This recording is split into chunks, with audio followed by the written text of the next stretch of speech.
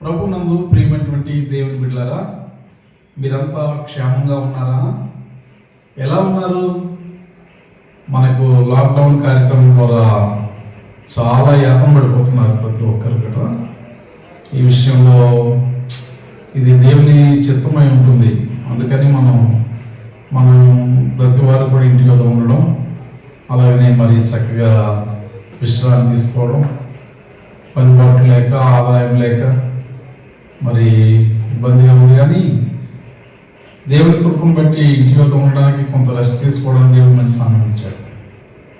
జీవితంలో ఎప్పుడు ఎన్నడూ ఇలాంటి సంఘటన జరగలేదు. అలాంటిది ఈ సమయం ఎలా జరిగిందంటే మీరంతా కూడా మరి ఇది దేవుని చిత్తమని తలంచాలి. అలాగే మనం అందరం కూడా ఇంటి వద్ద ఉండి సమయాన్ని వృధా చేయకుండా ఈ సమయంలో ప్రతి వారు దేవునితో సహవాసం చేస్తూ ఎక్కువగా ప్రార్థన చేసుకుంటూ కుటుంబాలను జరిపించుకుంటూ అలాగే బైబిల్ చదువుకుంటూ పాటలు పాడుకుంటూ ఎక్కువగా దేవుని బైబిల్ గ్రంథం ధ్యానం చేస్తూ చదువుతూ మరి కుటుంబాలుగా మీరు అందరూ కూడా ఆత్మీయంగా బలపడాలని మీకు మనం చేస్తా ఉన్నాను.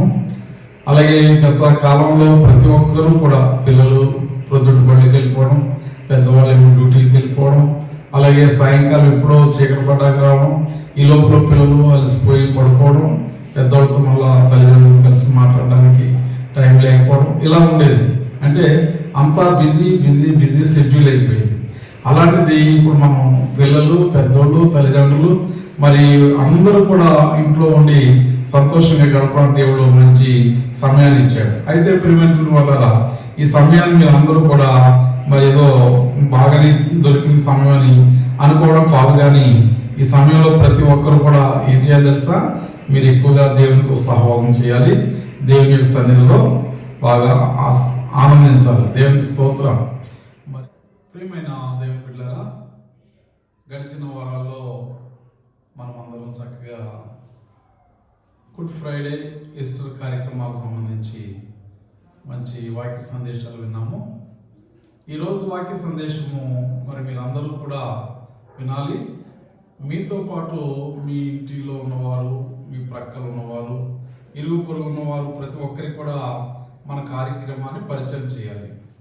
ఎందుకంటే మరి ఇది దేవుని యొక్క సందేశము, దేవుని స్వరాన్ని మరి మీరు మాత్రమే కాదు, మన ఇరుగు పొరుగు వారు, మన బంధువులు, మన స్నేహితులు, మన అభిమానులు ప్రతి ఒక్కరు కూడా వినాలి.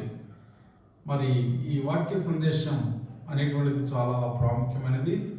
భూలోకంలో యేసుక్రీస్తు వారు మానవ కోటికి అందించిన సందేశం అదేంటంటే మానవుడు, మానవ జీవితము, ఆ జీవితంలో అతని యొక్క తపన, ఆ తర్వాత అతడు ఈ లోకంలో మరి వట్టివాడిగా, వ్యర్థమైన వాడుగా జీవిస్తూ లోకాన్ని ముగిస్తున్న విషయాన్ని ఈరోజు మీకు వాక్య సందేశం ద్వారా మీకు తెలియజేస్తున్నాను.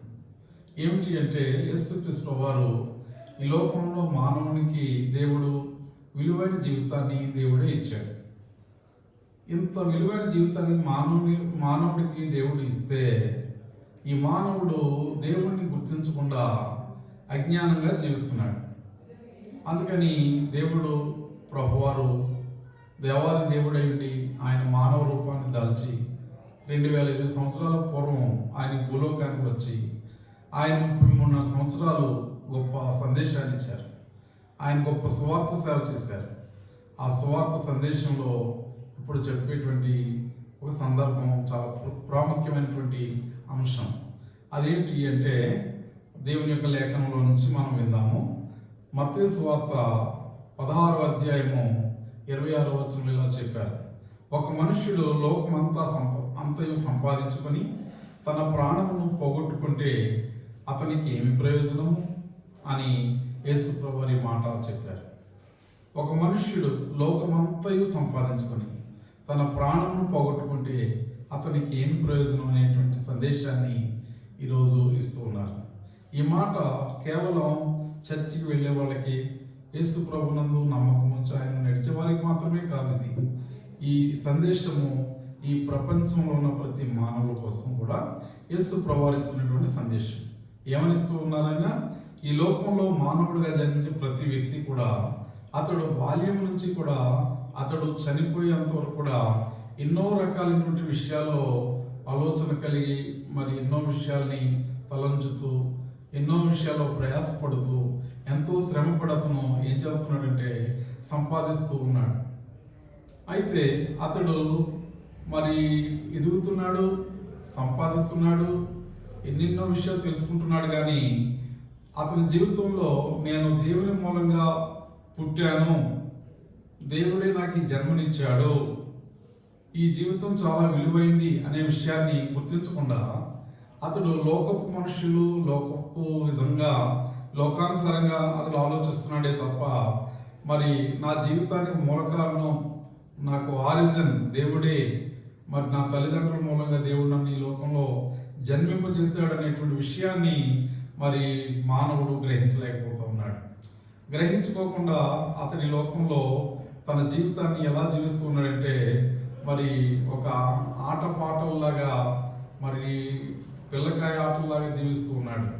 అతడు జీవించిన కాలము విద్య జ్ఞానము ఎన్నో రకాలైన సంపాదనలు సంపాదిస్తూ ఈ లోకంలో అతడు వివిధ రకాలైనటువంటి విద్యలు అనగా వైద్యం అనేటువంటిది ఒకటి, మరి మెకానికల్ ఇంజనీరింగ్, ఇంకా మరి ఎన్నో కళలు కలిగినటువంటి విద్యలను అభ్యసిస్తూ ఈ లోకంలో లోకానుసారంగా జీవిస్తూ ఉన్నాడు. లోక జ్ఞానాన్ని సంపాదిస్తూ ఉన్నాడు.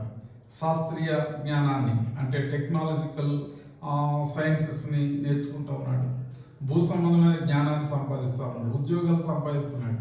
కొందరు వ్యాపారాలు చేస్తున్నారు, కొందరు వృత్తి పనులు చేస్తున్నారు, కొందరు ఇంకా వ్యవసాయ పనులు చేస్తున్నారు, కొందరు చేతి పనులు చేసుకుంటూ ఈ లోకంలో అనేక రీతులుగా డబ్బు సంపాదించుకుని వాళ్ళు జీవితాన్ని ఎంజాయ్ చేస్తున్నారు. త్రాగుతూ తింటూ ఓ సమయాన్ని ఎన్నో రకాలుగా జీవిస్తున్నారే తప్ప నేను జీవించేటువంటి నా జీవిత కాలంలో భగవంతుడిని ధ్యానించాలి అనేటువంటి ధ్యాస ఉన్నటువంటి మానవులు అరుదుగా కనిపిస్తూ ఉన్నారు.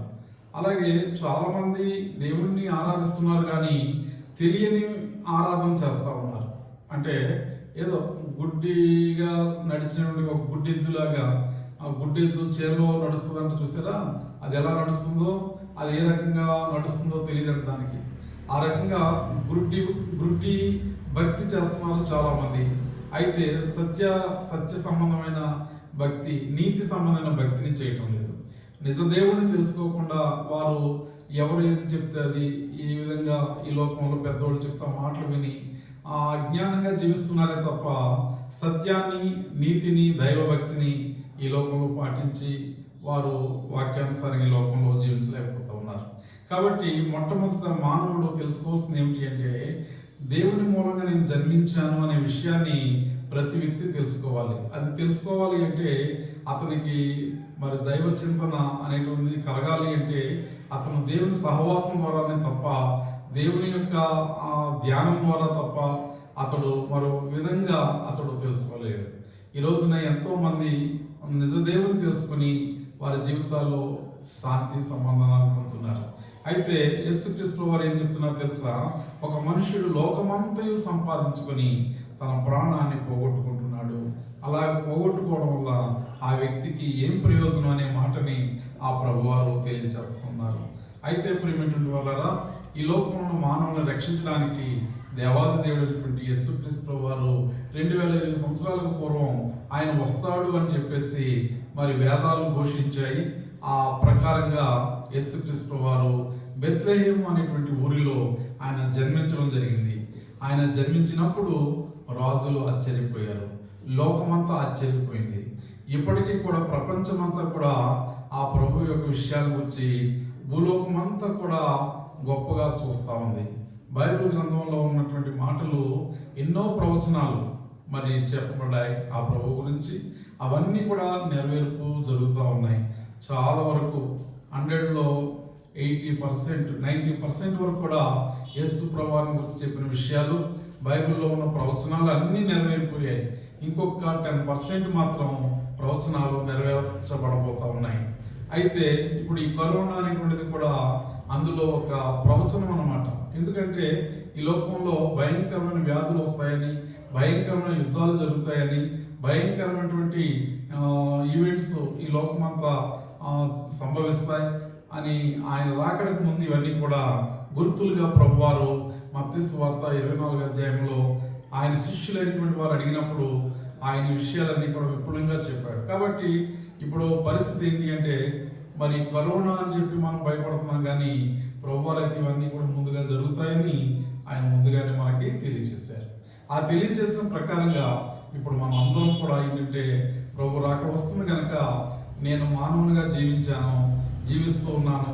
ఈ జీవిస్తున్నటువంటి నేను ఆ నిజదేవుడిని, ఆ సత్య మార్గంలో నేను నడుచుకోవాలని ప్రతి వ్యక్తి కూడా తెలుసుకుని ఆయనలో జీవించినట్లయితే తప్పనిసరిగా మీరంతా మరి ఆ ప్రభు యొక్క బిడ్డలు అవుతారు. మీరెంతో మీ యొక్క ప్రాణము నష్టం కాకుండా, వ్యర్థం కాకుండా అది మరెంతో ఫలితమైనటువంటి ధన్యకరమైన జీవితాన్ని జీవించడానికి, ఆయనకు పరలోక రాజ్యంలో మీరు అర్హులుగా ఉండడానికి ఆయన్ను ధ్యానించడం వలన, ప్రార్థించడం వలన, ఆయన్ని స్తుతించడం వలన, ఆయన నమ్ముకోవడం వలన మీకు ఈ యొక్క అవకాశం కలుగుతూ ఉంది. అయితే ప్రియమైనటువంటి వాళ్ళరా, ఈ లోకంలో మానవుడు ఈ విధంగా జ్ఞానాన్ని వీటన్నిటిని నేర్చుకున్నాడే తప్ప దైవ జ్ఞానాన్ని తెలుసుకోవడం లేదు. అలాగే ఇంకా ఈ లోకంలో మానవుడు ఇవే కాకుండా ఇంకా ఏం చేస్తున్నాడండి? సర్వలోకాన్ని సంపాదించుకున్నాడు, విద్యను నేర్చుకుంటున్నాడు. విద్యతో పాటు ఇంకా ఏం చేస్తున్నాడు? లోకంలో, సర్వలోకంలో ఉన్నటువంటి వాటిని సంపాదించాలని మరి ప్రపంచంలో ఉన్న మానవులందరూ కూడా అనేక విధాలుగా ఎవరి జీవితంలో వారి అనుకూలాన్ని బట్టి రకరకాలైనటువంటి ప్రయాసలు పడి మరి ఎన్నో విషయాలు సంపాదిస్తూ ఉన్నారు. ఏ రకంగా సంపాదిస్తున్నారు అంటే, కుటుంబంలో మనుషులు సంపాదించుకున్నారు, కుటుంబాల్లో మరి బంధువుల్ని స్నేహ సంబంధాలు కలిగి ఉంటూ ఉన్నారు. మరి ఇంకా ఈ లోకంలో అభిమానుల్ని, అధికారాలని, పదవుల్ని, హోదాల్ని, రాజకీయాల్ని, రకరకాలైనటువంటి శాస్త్రీయ పరిజ్ఞానాల్ని సంపాదించుకుంటా ఉన్నారు.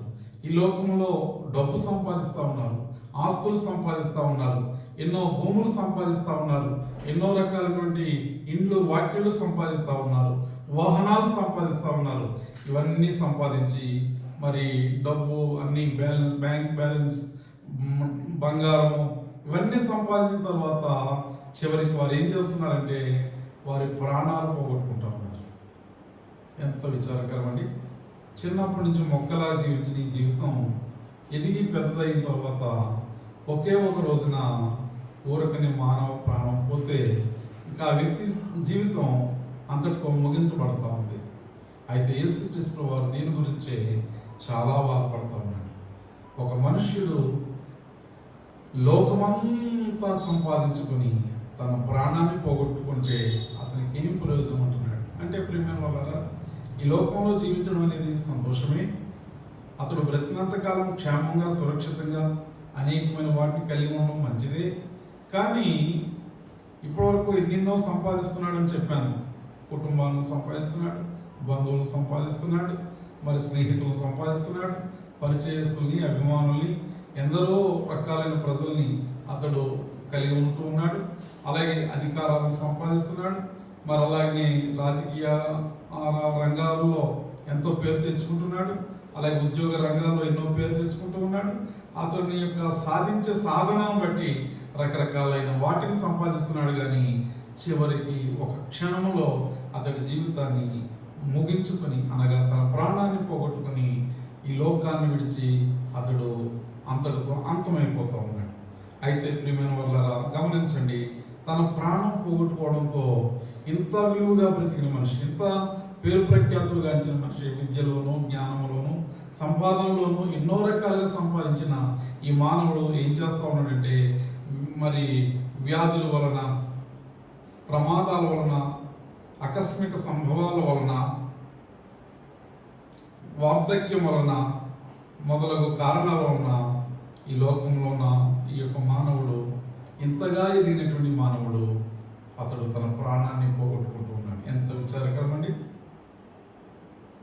అంతవరకు కూడా సంపాదించిన వాటిని బట్టి, అతడు గడించిన వాటిని బట్టి, అతడు పొందిన పేరు ప్రఖ్యాతులను బట్టి మానవులందరూ బ్రతుకున్నంత కాలం కూడా అతనితో ఎంతో మంచి స్నేహ సంబంధాలు కలిగి సడన్గా ప్రాణం పోయేసరికి అందరూ వాలిపోయి అయ్యో అని అతని మీద విచారాన్ని, ఎంతో బాధను వ్యక్తపరుస్తున్నారు. ఆ తర్వాత కార్యక్రమాలు అన్నీ అయిపోయాక ఇక ఇంతటితో జీవితం ఇంతే అని ఆ మనిషిని మర్చిపోయి అన్ని విషయాల్లో కూడా ఇంకా మర్చిపోతూ ఉన్నారు. ఆ మనిషిని కూడా కాలక్రమేణా మర్చిపోతూ ఉన్నారు. ప్రియమైనటువంటి వల్ల ఎంతటితో మనుషులు జీవితం ఇలా ముగించబడుతూ ఉంది. ఇదే నా జీవితం, ఈ జీవితానికి అర్థం ఏమైనా ఉన్నదా? ఈ లోకంలో మానవుడు ఇంత చక్కగా పుట్టి ఎన్నో సంవత్సరాలు పెరిగి పెద్దవాడై ఎంతో గొప్పవాడుగా బ్రతికిన ఈ వ్యక్తి ఒక్క క్షణంలో ప్రాణం పోవడంతో ఆ ప్రాణం పోయిన క్షణం నాటి నుంచి ఇంకా అతనికి ఇంకా విలువ లేదా? అతని స్థితి ఇంకా అంతేనా? అతని యొక్క బ్రతుకు ఇంకా భవిష్యత్తు లేదా?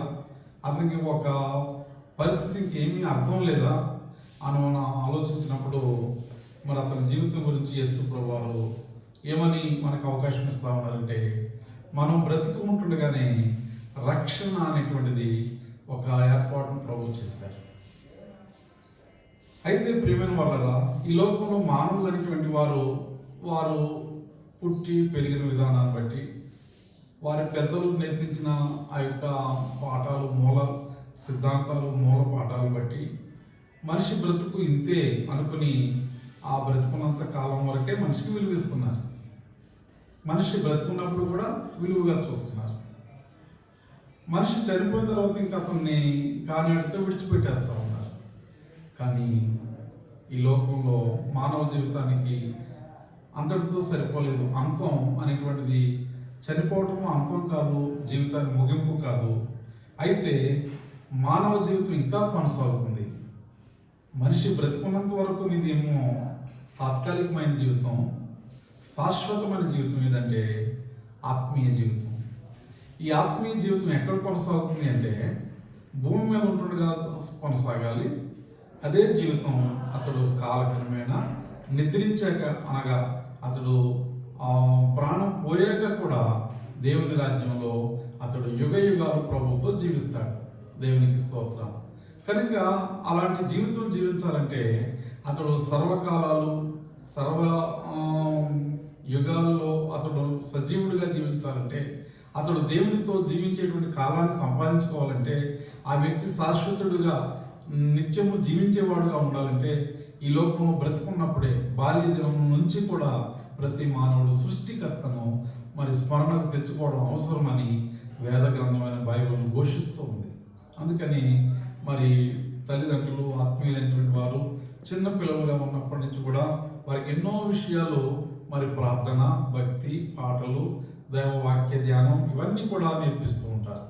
అయితే చాలా మంది తెలియని వారు ఈ విషయాలు వెనకబడుతూ ఉంటారు, అంటే తెలియక. అయితే ఈ సందేశం వినటం ద్వారా ఎప్పటికైనా మీరు మీ యొక్క అజ్ఞానాన్ని, మీ యొక్క మరి పాతకాలపు ఆచార సాంప్రదాయాలను విడిచిపెట్టి ఇప్పుడు సత్య మార్గంలో రావాలని, మీరు సత్య దైవాన్ని తెలుసుకోవాలని, ఆ యేసుక్రీస్తు వారే సత్యము, మార్గము అని తెలియజేస్తూ ఉన్నారు. నేనే మార్గము, నేనే సత్యము, నేనే జీవము, నా ద్వారా తప్ప ఎవరూ కూడా తండ్రి ఎదురు రాలేరు అని ప్రభు తెలియజేస్తున్నాడు. కాబట్టి ప్రియమైన వాళ్ళరా, ఇప్పుడు ఇన్ని సంవత్సరాలుగా జీవించిన ఈ మానవుడు సడన్గా జీవితాన్ని ముగిస్తున్నాడు. అయితే ఆ ముగించిన వ్యక్తికి బ్రతుకున్నప్పుడే అతడు ప్రభువుని కూర్చుని రక్షణ పొందుకున్నట్లయితే అతనికి మరి యుగ యుగాలు జీవిస్తాడనే విషయాన్ని మీకు తెలియచేస్తా ఉన్నాను. ప్రియమైన వాళ్ళరా, మనిషి జీవితంలో బ్రతుకుంటున్నప్పుడు అతను తీసుకోవాల్సినటువంటి విషయాల్లో మరి ప్రాముఖ్యమైన అవసరం ఏమిటి అంటే రక్షించబడడం అనేది చాలా అవసరం. అయితే ఈ రక్షణ అనేటువంటిది ఎలా వస్తుంది, ఏ రకంగా వస్తుంది అంటే యేసుక్రీస్తు వారిని నమ్ముకోవడం ద్వారా నీవు ఆయన ప్రభు అని, లోక రక్షకుడని, ఆయన నీ కొరకు చనిపోయాడని నీవు ఆయన నమ్మినట్లయితే వెంటనే యేసుక్రీస్తు వారు ఆయన నిన్ను తన కుమారునిగా చేర్చుకొని ఆయన నీ పాపములన్నీ క్షమించి నిన్ను నీతిమంతునిగా తీర్చడానికి ఆయన సిద్ధంగా ఉన్నాడు. కాబట్టి ప్రియమైన వల్ల యేసుక్రీస్తు వారు ఈ లోకానికి మరి వచ్చారు. ఎలాగా? మరి నశించిన దాన్ని వెదకి రక్షించడానికి నేను వచ్చానని ప్రభు చెప్తా ఉన్నారు. కాబట్టి నశించిన వారంటే ఎవరంటే యేసు ప్రభువారిని ఎరగని వారందరూ కూడా మరి లోకంలో జీవిస్తూ మరి పాపములు, అనేకమైన మోసములు, అన్యాయాలు, అక్రమాలు, జన్మ పాపము, కర్మ పాపము ఈ కలిగిన వారందరూ కూడా నశించిన వారే. అంటే మార్పు లేకుండా రక్షణ పొందకుండా జీవించిన వారంతా కూడా నశించిపోయిన వారే. అయితే అలాంటి వారు ఎవరంటే మరి ప్రభు యొక్క సన్నిధి తెలియక, ప్రభు యొక్క వాక్యం తెలియక, ఆయనలో వెనకబడుచున్న ప్రతి ఒక్కరు కూడా ఈ సత్యాన్ని తెలుసుకుని యేసు ప్రభువారు ఆయన ఏమై ఉన్నారంటే పాపులను రక్షించడానికి క్రీస్తు యేసు లోకంలోకి వచ్చాను అని మాట తిమోతి పత్రిక 1వ అధ్యాయం మరి 15వ వచనంలో రాయబడి ఉంది. పాపులు అనేవారు ఎవరండి? ఈ లోకంలో అందరూ కూడా పాపులే. యేసు ప్రభువారు తన వేద గ్రంథమైనటువంటి బైబిల్లో అపోస్తలుడైన పౌలు గారు చెప్తున్నారు ఏమనంటే, ఏ భేదమును లేదు, అందరూ పాపం చేసి దేవుడు అనుగ్రహించు మహిమను పొందలేకపోతున్నారు అంటున్నాడు. అలాంటి వారికి రక్షించాలనే ఉద్దేశంతో నశించిన వారిని వెతికి రక్షించడానికి యేసుక్రీస్తు వారు ఈ లోకానికి రావడం జరిగింది. ప్రియమైనటువంటి వాళ్ళరా, యేసుక్రీస్తు వారు ఆయన ఎంత ప్రేమ చూపిస్తున్నారో ఒకసారి చూడండి.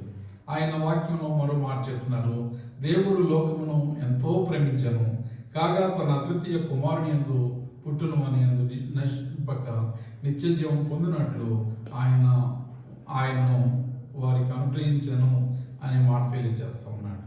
గమనించండి, దేవుడు లోకమును ఎంతో ప్రేమిస్తున్నాడు. అంటే ఈ లోకంలో ఉన్న మరి ప్రజలందరూ కూడా ఆయన ప్రజలు కనుక, ఆయన సృష్టి కనుక, ఏ ఒక్కరు కూడా నశించడం ఇష్టం లేక అందరినీ కూడా ఆయన రక్షించాలని, అందరినీ కూడా ఆయన మరి వారి ఆత్మలను, వారి ప్రాణములను కూడా మరి నిత్య నరకానికి వెళ్లకుండా, అగ్నిగుండంలోనికి వెళ్లకుండా వారందరూ కూడా పరలోక రాజ్యంలోకి వెళ్ళాలని ఆయన అందరి నిమిత్తమై ఎంతో మరి ప్రాణం పెట్టి మనందరి కొరకు కూడా గొప్ప త్యాగం చేసి ఉన్నారు. కనుక ప్రియమైనటువంటి వాళ్ళరా, ఈ లోకంలో ప్రతి వారు కూడా గమనించాల్సింది ఏంటి అంటే, మరి మనందరికీ రక్షణ అవసరం కనుక ఈ రక్షణ లేని ప్రతి వారు కూడా ఈరోజు రక్షణ పొందాలని ఈ వాక్యం ద్వారా దేవుడు మనం తెలియజేస్తా ఉన్నాడు. కాబట్టి ప్రియమైన దేవుని బిడ్డలారా, ఈ లోకంలో మీరు మరి జీవించున్న ప్రతి ఒక్కరూ కూడా మరి మనుషులు మతాలను, మరి కొన్ని భేదాలను, గట్లు, మరి కొన్ని మెట్లు ఏర్పాటు చేస్తున్నట్లుగా,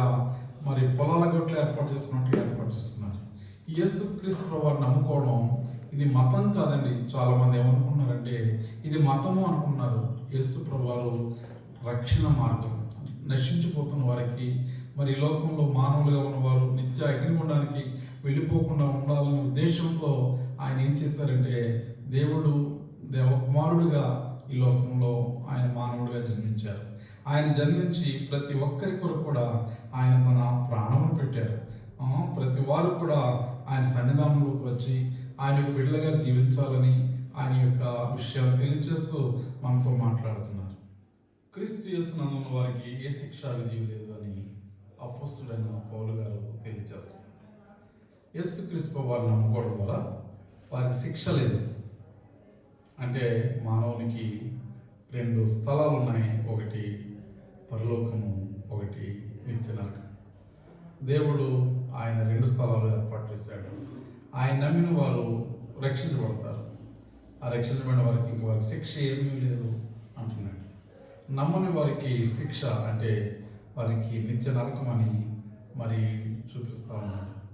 బైబిల్ గ్రంథంలో మనం చూస్తాం, లూకా సువార్తలో మరి 16వ అధ్యాయం 19వ ఆ వచనాల్లో మనం చూస్తున్నాం ఏమనంటే, ఒక లాజరు ధనవంతుడు చరిత్ర.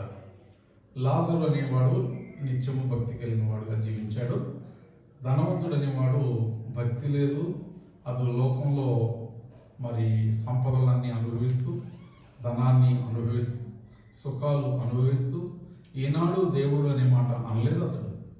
అలాంటి వాడు చివరికి తన జీవితంలో మరి కొన్నాళ్ళ పాటు మరి ఎంతో లగ్జరియస్ లైఫ్ జీవించి అనుకోకుండా ఒకడు చనిపోయాడు.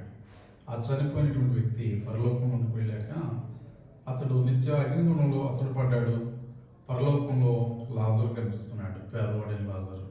ఆ లాజరును చూసి, ఏమిటి నేను గొప్పవాడిని, ధనవంతుడిని, నేను పరలోకంలో ఉండాలి, నాకు బంగారం ఉంది, మేళ్ళు ఉన్నాయి, భూములు ఉన్నాయి, ఆస్తులు ఉన్నాయి అనేటువంటి స్వభావంతో అతడు ఆలోచిస్తున్నాడు.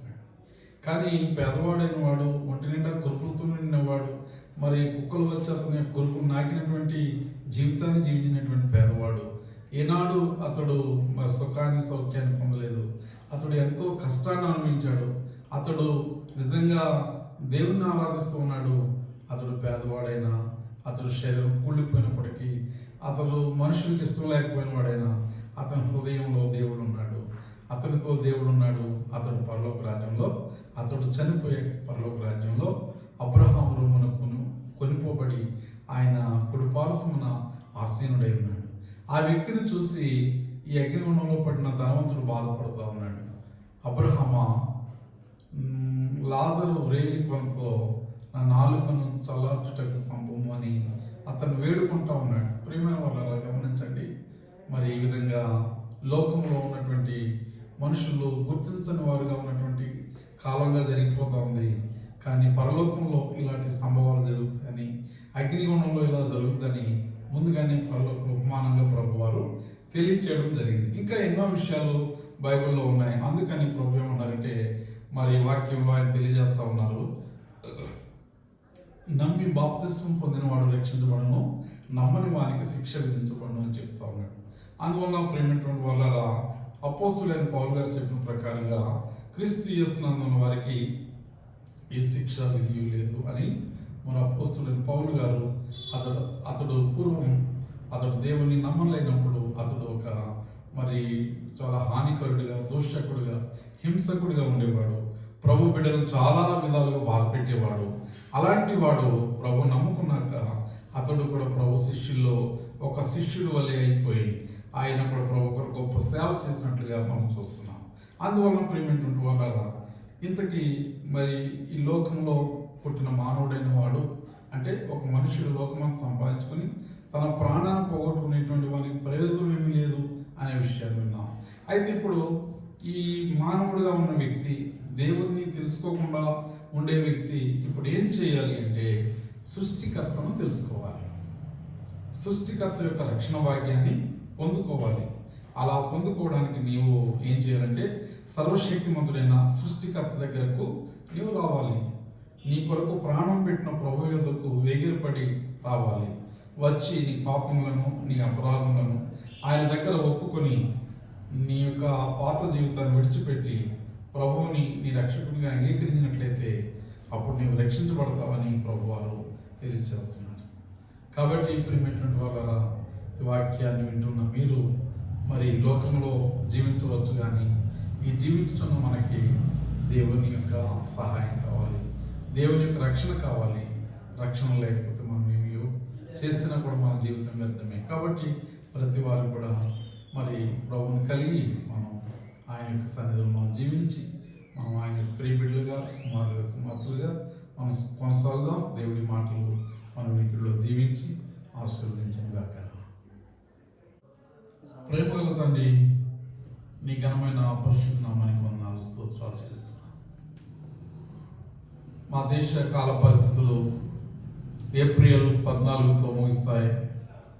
తర్వాత మళ్ళా ఫ్రీగా ఉండొచ్చు అని అనుకున్నాం.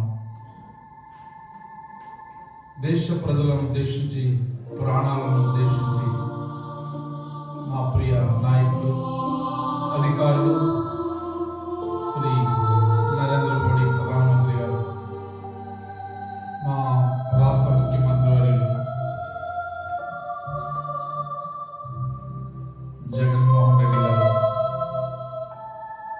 మళ్ళీ మే నెల 3వ తారీఖు వరకు పొడిగించి ఉన్నారు. ఈ లాక్డౌన్ కార్యక్రమంలో ప్రజలకు ఆహారం, ఆదాయం, ఆరోగ్యము, మా దేశంలో ఉన్న ప్రజలకు ఎవరు కూడా కరోనాకు బాధితులు కాకుండా, కరోనా బాధితులుగా ఉండకుండా, ఎలాంటి పాజిటివ్ కేసెస్ రాకుండా, ఎవరికి ఎలాంటి అనారోగ్యాలు రాకుండా అందరూ క్షేమంగా ఉంటూ సహాయం చేయమని ప్రార్థిస్తున్నాం.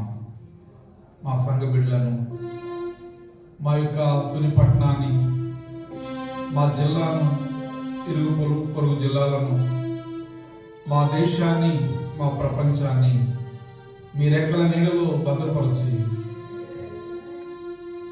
ప్రతి కుటుంబాన్ని కాపాడమని ప్రార్థిస్తున్నాం. బ్రతికి ఉన్న ప్రతి ఒక్కరు కూడా ప్రాణం అంటే ఏమిటి, ప్రాణం యొక్క విలువ ఏమిటి అని అందరూ తెలుసుకుని మీ సన్నిధానంలో ప్రతి ఒక్కరు కూడా మరి జీవించడానికి ప్రాణం లేకపోతే మనిషి కట్టిలో ప్రాణం ఉన్నంత కాలమే విలువ. ఆ ప్రాణం ఇచ్చింది, రక్తం ఇచ్చింది, శరీరం ఇచ్చింది, శరీరంలో భాగములన్నింటినీ కూడా సృజించింది దేవాది దేవుడి. ఎంత అద్భుతమైన ఆయన యొక్క మరి తయారు చేయబడ్డం ఎంత అద్భుతమో, ఎంత ఆశ్చర్యమో. ఈ విషయాన్ని మానవుడు గుర్తించకుండా జీవిస్తూ ఉన్నాడు. మానవుడు గుర్తించి నీ సత్యాన్ని తెలుసుకుని నీ రాజ్యంలో భూలోకంలో ఎలా జీవిస్తున్నాడో అంతకంటే సుఖంగా నీ పరలోక రాజ్యంలో జీవించడానికి సహాయం చేయమని, మా ప్రజలు, మా ప్రియులైన ప్రతి వారి యొక్క మనోనేత్రాలు తెరవమని. చాలా మంది సోదరి సోదరులు ఈ ప్రభువు భక్తి మార్గాన్ని ఇది ఒక మతముగా మతాలతో చుట్టుపెడుతున్నారు, కులాలతో జాతులతో చుట్టుపెడుతున్నారు. అలా కాకుండా ఇది భూమి మీద నుండి మనిషి పరలోకానికి వెళ్ళే మార్గం అంట. ఆ మార్గంలో అందరూ వెళ్తున్నా ఒక రోజున ఆకరున్నా ఆ వెళ్ళే మార్గం మేము వెళ్ళాలి అని ప్రతి వారు కూడా ఈ పాఠాన్ని విన్నాక గుర్తించి తెలుసుకొని, వాక్యం విన్న తర్వాత గ్రహించి అర్థం చేసుకుని నిర్ణయం తీసుకుని ప్రతి వారిని నమ్ముకొని వారి ప్రాణాలకు రక్షణ భాగ్యం పొందుకునేలా చేసి ఈ లోకంలో జీవించినంత కాలం ఎంతో క్షేమంగా సురక్షితంగా జీవించి వారు జీవిత ముగింపులో నీ అడ్రస్లో, నీ రక్షణ భాగ్యంలో వారు ఉండి నీ పరలోక రాజ్యం చేరే భాగ్యం, అర్హతను ప్రతి కుమారుడు కుమార్తె సంపాదించుకునే సహాయం చేయమని. ఈ పాఠం వినుచున్న ప్రతి ఒక్కరూ కూడా సంఘ విశ్వాసులు, సంఘముకు రాని అన్య జనాంగము, నేను ఎరుగని వారందరికీ కూడా మార్పు దయచేసి ఈ లోకంతో ముగింపు కదట మరొక జీవితం ఉందట. ఆ జీవితమే చాలా శ్రేష్టమైనది. ఆ శ్రేష్టమైన పరలోక రాజ్యం చేరాలంటే ప్రతి వారు యేసులో నమ్ముకోవాలని ప్రతి వారు పాఠం ముగించిన తర్వాత అందరూ గ్రహించుకొని ఒక మంచి నిర్ణయం తీసుకుంటూ సహాయం చేయమని యేసు పరిశుద్ధ నామమున అడిగి వేడుకున్నాం.